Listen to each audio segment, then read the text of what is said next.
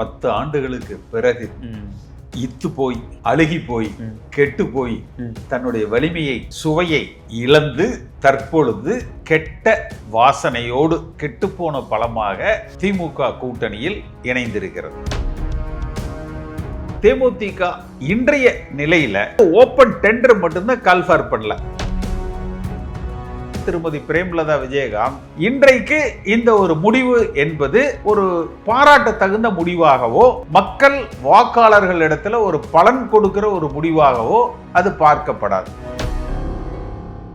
உங்களோட பழைய தங்க நகைகளை விற்க, அடகு வச்ச தங்க நகைகளை மீட்டு நியாயமான விலைக்கு விற்க இப்பவே GNR கோல்டு ட்ரேடர்ஸ்க்கு கால் பண்ணுங்க.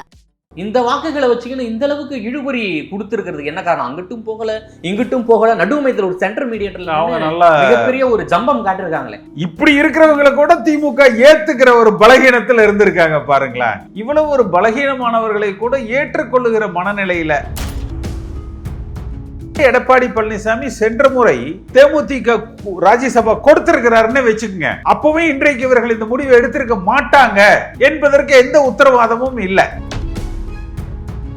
இன்றைய தேதிக்கு பாட்டாளி மக்கள் கட்சியில ஒரு சிறு சேதாரம் இருக்கு. இந்த ஒரு 50 லட்சம் வாக்குகளை உள்ள கொண்டு வருவதற்கு எடப்பாடி பழனிசாமி முயற்சி செய்யணும். இதுவரை நடந்த தேர்தல்களில் அதிமுக வென்ற எல்லா காலங்களிலும் திமுக வென்ற எல்லா காலங்களிலும் அடுத்து நம்முடைய ஆட்சி என்று 6 மாதத்துக்கு முன்பே மக்கள் பேச ஆரம்பிச்சிருவாங்க. ரிஃப்ளெக்ட் நேயர்களுக்கு வணக்கம். இன்று நாம் சந்திக்க இருக்கக்கூடிய சிறப்பு விருந்தினர் அதிமுகவுடைய முன்னாள் எம்பி திரு KC பழனிசாமி அவர்கள். சார் வணக்கம் சார். தேமுதிக இன்னைக்கு அதிகாரப்பூர்வமாக திமுக கூட்டணியில் இணைந்திருக்கிறது. கட்சி துவங்கி இப்பதான் முதன்முறையாக திமுக கூட்டணியில இணைஞ்சிருக்காங்க. எப்படி சார் பாக்குறீங்க? யாருக்கு இதுல பாதகம், யாருக்கு இதுல சாதகம்? 2016 நினைக்கிறேன் கலைஞர் பழம் நழுவி பாலில் விழ போகிறதுன்னு சொன்னார். அந்த பழம் 10 ஆண்டுகளுக்கு பிறகு இத்து போய் அழுகி போய் கெட்டு போய் தன்னுடைய வலிமையை தன்னுடைய சுவையை இழந்து தற்பொழுது கெட்ட வாசனையோடு கெட்டுப்போன பலமாக திமுக கூட்டணியில் இணைந்திருக்கிறது. நான் ஏன் இது இவ்வளவு கடுமையான வார்த்தைகளை சொல்றேன்னா, இதுவரை திமுக தங்களை பறைசாற்றி கொண்டது அந்த கூட்டணியில் இருக்கிற எல்லோருமே, திருமாவளவன் ஆகட்டும், வைகோ ஆகட்டும், கம்யூனிஸ்டுகள் ஆகட்டும், காங்கிரசும் கூட நாங்கள் கொள்கை கூட்டணி, இந்துத்துவாவுக்கு எதிரானவர்கள், பாஜகவுக்கு எதிரான கூட்டணி, சங் பரிவார்களுக்கு எதிரான, எல்லாம் எடுத்துக்கலாம். அப்புறம் அவங்க என்னென்னலாம் பேசுறாங்களோ எல்லாம் சேர்த்துக்க. ஆனால் தேமுதிக இன்றைய நிலையில டெண்டர் ஓபன் டெண்டர் மட்டும்தான் கால்ஃபார் பண்ணல. ஓபன் டெண்டர் ஹையஸ்ட் பிட் கொடுக்கிறவங்கள செலக்ட் பண்ணிக்கிறோம்னு எந்த விதமான கொள்கைகளும் இல்லாமல் 2 நாட்களுக்கு முன்பு கூட திரு ராஜ்நாத் சிங், எல் முருகன், திரு வேலுமணி அவர்களை சந்தித்து அந்த ஈஷா சிவராத்திரியில பூஜை எல்லாம் போட்டாச்சு. சிவராத்திரி பூஜையில சிவனுக்கே அல்வா கொடுத்துட்டாங்க. சிவனுக்கே அல்வா கொடுத்துட்டாங்க. அதனால இது காலம்தான் அவர்களுக்கு ஒரு நல்ல பதில் கொடுக்கும். விஜயகாந்த் அவர்கள் அவங்க கூட்டணிக்கு சென்றதுல தவறில்ல. அந்த ஜனவரி 9ஆம் தேதியே இதை அறிவித்து அவர்கள் அந்த கூட்டணிக்கு சென்றிருந்தால் அவர்கள் போற்றுதலுக்குரியவர்கள். ஆனால் இடைப்பட்ட காலத்துல 2 பக்கமும் பேரம் பேசி, இதை நான் சொல்ல, திரு துரைமுருகன் அவர்கள் சென்ற தேர்தலில் சொன்னார், எங்ககிட்டையும் பேசினாங்க என்று ஆதாரத்தையே அவர் ராஜகண்ணப்பன் கூட பேசியிருந்தார். அதான் சொல்ல, கடலூர்ல மாநாடு போட்டு அறிவிக்கிறான் அப்படின்ற போல சொல்லியிருந்தாங்க. அதுக்கு அடுத்து அங்க அறிவிக்கல, அது தள்ளி போய் இப்பதான் அறிவிச்சிருக்காங்க. அரசியல் நெறிமுறைகளுக்கு மாறான ஒரு செயல்பாடு. விஜயகாந்த் அவர்கள் கட்சி ஆரம்பிச்சதே திமுக எதிர்த்து தான். இந்த உலகத்திலே மிகப்பெரிய கல்யாண மண்டபத்தை இடிச்சது, அது மாதிரி பல விஷயங்கள் இருக்கு. நான் அதுக்குள்ள எல்லாம் கூட போகல. அப்படி பார்த்தா வைகோ கட்சி ஆரம்பிச்சது யார் எதிர்த்து பண்ணாரு? திமுக எதிர்த்து தான். அதெல்லாம் கூட நான் போகல. குறைந்தபட்சம் சென்ற ஜனவரி 9ஆம் தேதி திருமதி பிரேமலதா விஜயகாந்த் அந்த மாநாட்டில் நாங்கள் திமுக கூட்டணியோடு பயணிக்கிறோம் என்று அறிவித்திருந்தால் அவர்கள் போற்றுதலுக்குரியவர்கள்.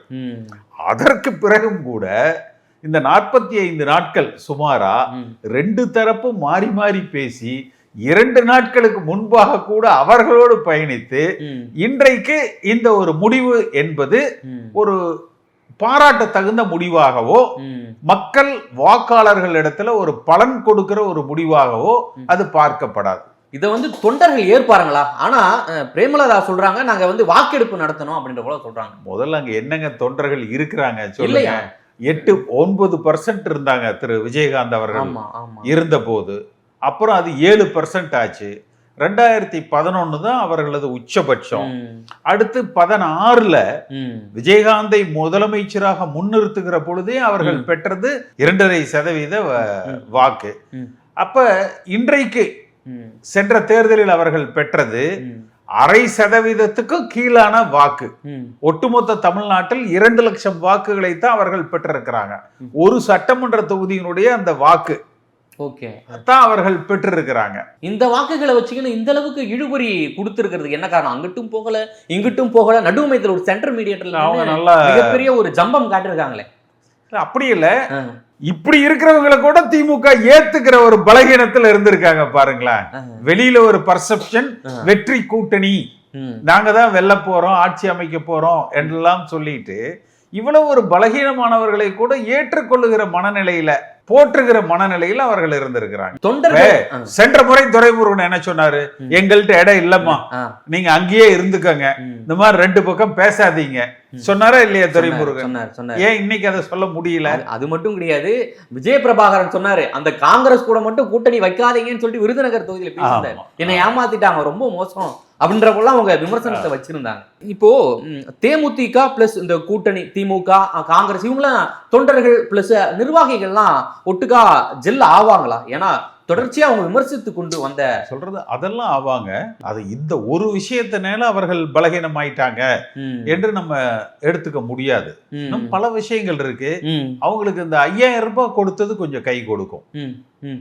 எனக்கு தெரிந்து பல இடங்கள்ல இப்ப மற்றவர்கள் அதை விமர்சிக்கிற பொழுது கடன் வாங்கி கொடுத்திருக்கிறாங்க, 10 லட்சம் கோடி கடன், இதெல்லாம் பேசுவாங்க. உங்க கையில 5000 ரூபாய் கொடுத்தா அந்த பணம் எப்படி வந்ததுன்னு நீங்க பார்க்க மாட்டீங்க. உங்க கைக்கு 5000 ரூபாய் உங்க செலவுக்கு வந்தது, அவ்வளவுதானே. கடன் என்பது நாம மட்டுமா வாங்குற, உலகமே கடன்ல தான். அவ்வளவுதான். மத்திய அரசாங்கம் வாங்கலையா? அங்க 70 லட்சம் கடன் கோடி, இங்க வந்து 10 லட்சம் கடன் கோடி, இவ்வளவுதானே பிரச்சனை. அதனால அது கொஞ்சம் அவங்களுக்கு பலன் கொடுக்கும். இதுவரை முன்னேறி கொண்டு வந்த திரு ஸ்டாலின் அவர்கள் இந்த முடிவுல ஒரு விமர்சனத்துக்கு ஆளாகி இருக்கிறார், ஒரு சறுக்கலுக்கு ஆளாகி இருக்கிறார் என்றுதான் நம்ம பார்க்கணும். இதனால வந்து பாதிப்பு இருக்கு திமுக. பாதிப்புனா கொள்கை ரீதியான ஒரு கூட்டணியாக இல்ல, சந்தர்ப்பவாத கூட்டணி. இதனால அவங்களுக்கு பெரிய பிரயோஜனம் இருக்காதுன்னு சொல்றேன். நெகட்டிவ் வராது. வைகோ திருமாவளவன் பேசுறது வார்த்தை ஜாலமே முடிஞ்சிருச்சு. இதனால கடும் விமர்சனங்களை அவர்கள் சந்திக்கணும். இதனால அவர்களுக்கு இவர்கள் தேமுதிக வந்துட்டாங்க, இவர்களுக்கு இந்த சதவீதம் ஏறிடுச்சு, கூட்டணி கட்சிகளின் நெருக்கடி, சீட் ஷேரிங் இதுல இதை வச்சு ஒரு காங்கிரஸை கட்டுப்படுத்துவதற்கான முயற்சி, அவ்வளவுதான். சீட் ஷேரிங் எந்த அளவுக்கு இருக்கும் கூட்டணி கட்சிக்கு? இப்போ தேமுதிக வந்ததால யாராருக்கு அடிவாங்க? ஏன்னா இந்த முறை வந்து விசிகா உட்பட பல கட்சிகள் எங்களுக்கு இரட்டை இலக்கத்துல வந்து ஒதுக்க வேண்டும், அது அவங்க பிரச்சனை. அதை பத்தி நம்ம விமர்சிக்கிறது. அவர்கள் ஒரு அறிவிப்பு கொடுத்து, விஜயகாந்த் பிரேமலதா அவர்கள் போய் சேர்ந்தாங்க, நம்ம அதை பத்தி பேசுறோம். நடக்காத விஷயத்த நம்ம ஒரு கற்பனையில உருட்டக்கூடாது. சீட் ஷேரிங் முடிச்சு அறிவிக்கிட்டோம், அதை பத்தி நம்ம பேசணும். தனது வாழ்நாள் முழுக்க வந்து திமுகவை எதிர்த்தவர் வந்து விஜயகாந்த், அவருடைய ஆன்மா உங்களை மன்னிக்காதுன்னு சொல்லிட்டு பாஜக வந்து இங்க ஜாயின் பண்ணவனே அடுத்த நொடிகள்ல வந்து பதிவு. வைகோ என்ன சொல்லுவீங்க? அப்ப வைகோ என்ன சொல்லுவீங்க? இதெல்லாம் பிரச்சனை இல்லை. ஒரு அரசியல் நெறிமுறைகளுக்கு அப்பாற்பட்டு 2 பக்கமும் பேரம் பேசி இறுதியில் போக்கு காட்டி ஒரு ராஜ்யசபா சீட்டுக்காக இன்னைக்கு இந்த பக்கம் போயிருக்கிறாங்கன்னு எடுத்துக்கலாம்.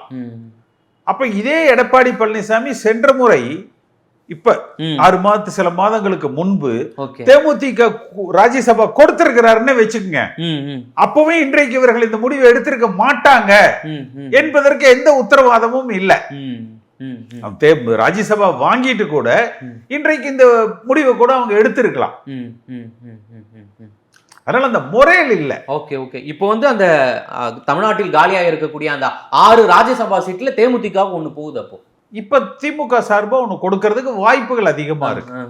இணங்குவார்களா? ஏன்னா அவங்க இவங்களுடைய ரொம்ப இணக்கமாக இருந்தவர்கள் எல்லாம் காங்கிரஸ், விசிகா, கம்யூனிஸ்ட், அவங்களுக்கெல்லாம் ஒரு சீட்டும் கொடுக்கல. இதெல்லாம் அவங்க பிரச்சனை. கொடுக்குறாங்க, வாங்குறவங்க வாங்கிக்கிறாங்க. உங்களுக்கு எனக்கு என்ன? அது அவங்க முடிவு. அது தொடர்ந்து வந்து தேமுதிக வந்து அதிமுக கூட தான் இணையும். அவங்க ஏன்னா ஆட்சி துவங்குதுலேருந்தே, தேமுதிக துவங்கியதுலேருந்தே அதிமுக கூட தான் அதிகம் கூட்டணி வச்சிருக்காங்க. அப்படிதான் பார்க்க முடியுது. இப்போ வந்து திடீர்னு வந்து திமுக கூட வச்சதால அதிமுக என்ன மாதிரியான மனநிலையை சந்திக்கும்? அவங்களுக்கு ஏதாவது பாதிப்பு? அதாவது பர்செப்ஷன் பேட்டில்ல இப்போ தேமுதிகவும் நம்ம கூட இல்லையா என்று ஒரு பலகீனமான ஒரு சூழ்நிலையை உணர, ஒரு தோற்றத்தை, இது வந்து ஒரு திட்டமிட்ட சதி செயலாக தான் நான் பார்க்கிறேன். ஏன்னா ஆளுநர் அந்த அதாவது இந்த பக்கம் வர்றேன்னு சொல்லிட்டு லாஸ்ட் மினிட்ல இருந்து ஏதோ அந்த காட்ஸ் விளையாடையில சொல்லுவாங்கல்ல, கடைசியில கவுத்துட்டாங்க அப்படின்னு. இது மாதிரி ஒரு எதிராளியை பலகீனப்படுத்துகிற மச்சான் கவுத்துறான்டா ஒரு மென்டலி, மன ரீதியாக ஒரு உளவியல் தாக்குதலை அவர்கள் உருவாக்கி இருக்கிறாங்க. இதை எதிர்கொள்ளணும். இதை வந்து கடுமையாக அதிமுக எதிர்கொள்ளணும். இப்போ காங்கிரஸ் வந்து திமுக விட்டு விலகி போகும் அப்படின்ற போல சொல்லியிருந்தாங்க. காங்கிரஸ் வந்து விலகி போல, அவங்க வந்து எங்களுடைய பழைய கூட்டாளி அப்படின்ற போல கேசி வேணுகோபால் சொல்லிட்டார். அதன் பிற்பாடுதான் வந்து தேமுதிக வந்து இன்றைய காலம் ஏன் அவங்க காங்கிரஸ் விலகி போவதற்கான காரணங்கள் மிக குறைவாகத்தான் இருக்கு. அப்படி போவதற்கு உண்டான வாய்ப்புகளும் குறைவாகத்தான் இருக்கு. இந்த காத்திருப்பு, ஏன்னா தேமுதிக இணையில இவங்களுடைய ரிசல்ட் வந்தவனே தான் இவங்க இல்ல அதுக்கு இதுக்கு சம்பந்தம் இல்ல. 22ஆம் தேதியில இருந்து நம்ம வந்து கற்பனையில நம்ம இது பண்ண வேண்டாம். இன்றைய தேதிக்கு அதிமுக, அதாவது என்னுடைய கருத்து என்பது, எம்ஜிஆர் காலத்துல நாங்க ரெட்டலைங்க, அம்மா காலத்துல ரெட்டலைக்கு தாங்க ஓட்டு போடுவோம் என்று சொல்லுகிற ஒரு 10-15 லட்சம் குடும்பங்கள் இன்றைக்கு ஒதுங்கி இருக்கிறார்கள். அது பல மன வருத்தங்கள், பல அதிருப்திகள். அது சாதி ரீதியா இருக்கலாம், மண்டல ரீதியா இருக்கலாம், தலைவர்கள் ரீதியாக இருக்கலாம், பல மனக்கசப்புகள் இருக்கலாம். அதுலயே உங்களுக்கு ஒரு 50 லட்சம் ஓட்டு இருக்கு. அதை ஒருங்கிணைத்தாலே இன்றைய தேதிக்கு பாட்டாளி மக்கள் கட்சியில ஒரு சிறு சேதாரம் இருக்கு. அதை இன்றைக்கு அவர் திரு சி.வி. சண்முகம் பெரியவர் ராமதாஸை சந்திச்சிருக்கிறார்.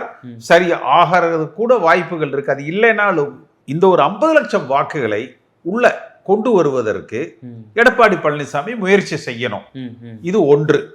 அடுத்து ஒரு பர்செப்ஷன் பேட்டில், அதாவது அதிமுக இந்த முறை ஜெயிச்சு ஆட்சிக்கு வரப்போகுதுங்க, திமுக தோக்க போகுது என்று ஊடக ரீதியாக, சமூக வலைதளங்கள் ரீதியாக அதிமுக தொண்டர்கள் மனத்திலையும் தமிழ்நாட்டு மக்கள் மனதிலும் ஆழமாக பதிய வைக்கணும். அந்த